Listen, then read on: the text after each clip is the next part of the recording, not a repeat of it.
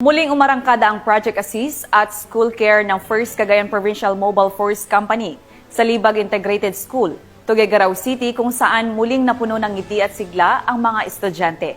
Yan ang balitang hatid ni Patrolwoman Lenny Lorenzo. Muling umarangkada ang Project Assist at Project School Care ng First Cagayan Provincial Mobile Force Company sa Libag Integrated School, Barangay Libag Sur, Tuguegarao City noong ika-16 ng Oktubre taong kasalukuyan.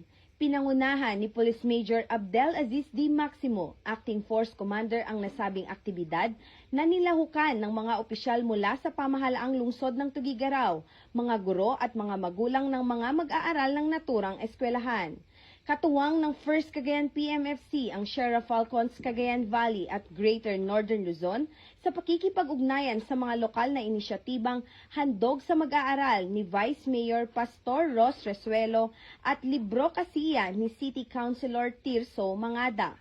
Layunin ng Project School Care o Students' Keen Understanding on Localized Community Awareness for a Responsive Environment sa ilalim ng Project Assist o Awareness and Strengthened Support in GIDAS in Fight Against Terrorism na isulong ang kahalagahan ng edukasyon bilang sandata laban sa karahasan, kahirapan at kawalan ng pag-asa.